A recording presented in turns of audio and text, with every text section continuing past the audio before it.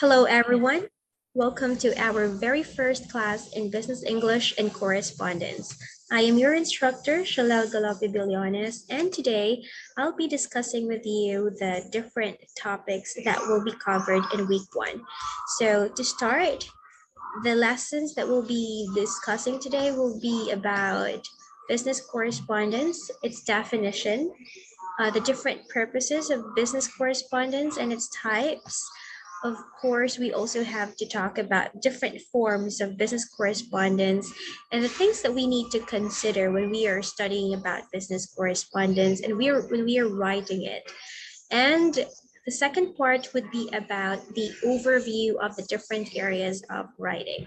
So let's get this started. First off, it's just but prim and proper for us to know what is correspondence. So when we talk about correspondence class, it is any written or digital communication exchanged by two or more parties. Text messages is already a correspondence. Why? Because it's a communication that is being done by two parties, two people, and they are using, of course, uh, digital means, phones, in doing that. All right, so that's why it's an example of correspondence. Now, we go to specific meaning of business correspondence. So when we talk about this term, it refers to a written exchange of information used for business purposes. Of course, text messages used for business purposes is still a business correspondence. So business letters are examples of business correspondence. We have different emails. Okay, it's also a business correspondence. Later on, I'll be discussing with you the different types of business correspondence. So why do we need to learn business correspondence? First off, it's important that we need to learn about this because business correspondence would help maintain a proper relationship. Why? In a very big organization, for example, it is impossible at times to directly talk to people in authority, people who are having higher positions. So if you're having a hard time communicating with them, then business correspondence will save you for that. Okay, next, it is serving as an evidence. For example, in an organization, the CEO of that organization released a new policy, right? And for example, in that new policy, they are requiring the employees to submit this requirement, for example, right? And what if that employee does not submit that requirement? Then, of course, the person in authority or the manager can also direct him or her to the memo that was released months ago or weeks ago. So that served as an evidence that that policy was already released and that the employees need to adhere to that.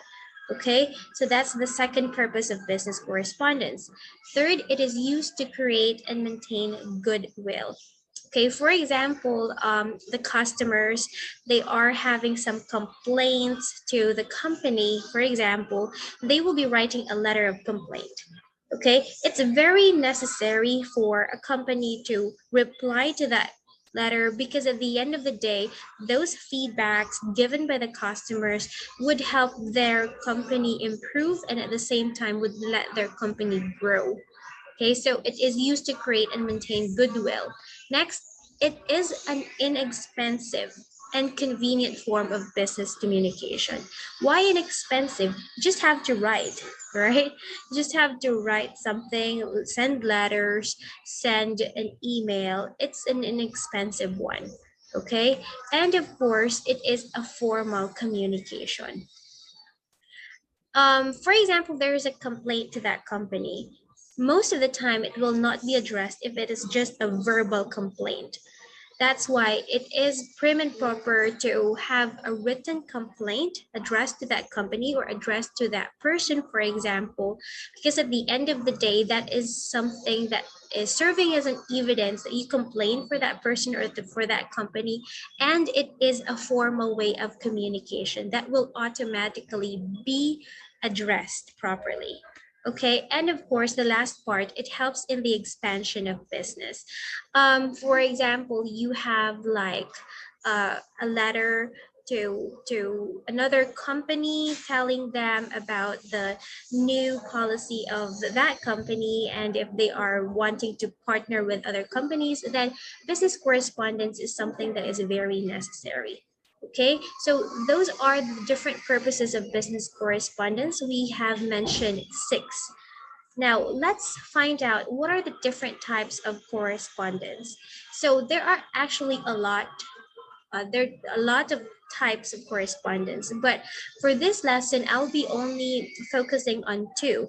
The first one is the internal correspondence, and the second one is the external correspondence. So from the name itself, it would already give you a clue that internal correspondence is a type of correspondence that is written between the employees, units, departments, and branches of the same organization, meaning it's a correspondence within the organization or within the company. Okay, that external correspondence. External correspondence takes place between different organizations or between an organization and their individual clients. So from the word external, meaning it is outside. Okay, outside the company, outside the organization. So for example, you want to partner with other organization or with other company, so you will write them a letter. That correspondence now belongs to external correspondence. Okay, so commonly it is used to vendors, creditors, suppliers, prospective clients, donors, sponsors, and anybody outside the organization. Now, why do we have external correspondence? First reason is that it is used to promote the image of the organization. It is very necessary that the organization establish their image in the society. For example, if it's a university, external correspondence would allow other people, allow other entities, business entities, or organizational entities to be aware of the policies of that said institution, of their, if it's a university, of their offerings or something that they are doing for the community. So that's one of the reasons why there is an external correspondence. It clarifies its policies as well. That's self-explanatory. And of course, it keeps its legal entities intact and it keeps its operation going. So those are the different reasons why there are external correspondence existing. Okay, next we have different forms of business correspondence. The most famous, and this is very, I mean, this the usual thing that we're doing. It's the letters, okay? Business letters. So we'll get to know more about that later as we go along this subject. So we also have emails. Right now, we are fond of using this because this is the most convenient one of sending correspondence within and even outside the organization. It's very easy and you don't have to write it in a piece of pen, I mean, on a piece of paper rather. Okay, it's very easy and very fast. It's a fast means of communication. And of course, we have text messages, although this one is not so formal, but usually if you just want to be quick, especially in terms of not so formal setup, though, you can use these text messages. Of course, memo to clarify policies, to inform the employees about the new policies and requirements. For example, memo is very needed. And of course, we have voicemails. It's also not formal though, but it's another form of business correspondence that we are using. And of course, the fax. Okay, so those are the forms of business correspondence. Now, what are the things that we need to consider when we are writing business correspondence? Well, we have to consider its destination. It is very important to know the destination of your business correspondence. For example, you want to write it to someone in authority, okay, someone who has a position. It's very important that you know his or her title, his or her position, so that you will not make a mistake in addressing the person concerned. Okay, so you will not commit mistake of making or downgrading the position of that person, or creating a title that is not even his or her title. You know what I'm saying? So you have to consider its destination. And also, if you do that, you will be able to know what form of communication would best suit to that person whom you are sending the correspondence. Okay, so if you're going to write that to your employees, if you are the CEO, if you are the manager, then you can use memo for that. Okay, so that's why destination is very important, again, so that you will not create mistakes in titles and positions of the letter whom you're sending to. Second, so that you will be know what is the best form of communication or best form of correspondence that you will be using.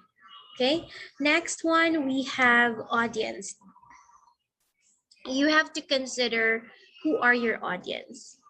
Who are the people who will be accepting and reading your communication or your correspondence?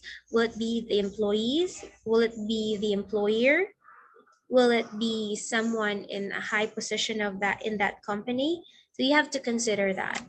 You have to know its purpose. Knowing your purpose would you would it would enable you to find out also whether you're going to use formal business correspondence, formal form of correspondence or not. Okay, is your purpose to inform of about the new policies?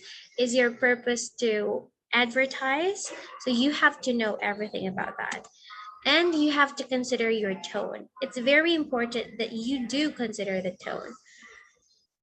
You have to be respectful, especially if you are addressing it to someone in authority. And of course, the format and style.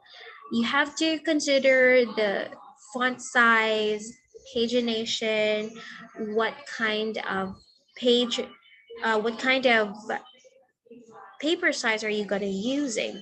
So all of those stuff you need to consider. So again, you have destination, you have audience, purpose, tone, format, and style. Okay, by the way, for when talking about format and style, usually the best font size that you need to use is font size number 12. And the font styles that are common in terms of business correspondence would be Calibri and at times New Roman. Avoid using font styles that are too elaborate. You know what I'm saying? Just make it as simple as possible. What's important is that you will be able to successfully send your message across through your target audience. Okay. Now, to break the monotony of our lesson, it's nice to ponder on the words of Anne Lamott. She is actually a famous American novelist and social political activist, and she's also a writing teacher and a public speaker. She once said that all good writing begins with terrible first efforts. You need to start somewhere. It is true. A lot of us would have difficulty in writing, especially in the very first part. But as soon as you have started, words will just come. Words will just flow, your ideas and your thoughts. So you have to start somewhere else. Okay? At the end of the day, you cannot write if you will not start writing at the end. After all. Okay, so let's now move on to the different areas of writing. Okay, so why is it essential? Why is business writing essential? Why is it important? First off, they allow the writer to have time to think about the message he or she wants to convey thoroughly. Unlike spoken communication, The words and thoughts just flow. And sometimes you cannot take back what you have already said. But if you are going to ponder and you compare, business writing somehow easier, and easier in a sense that you have time, more time to think about what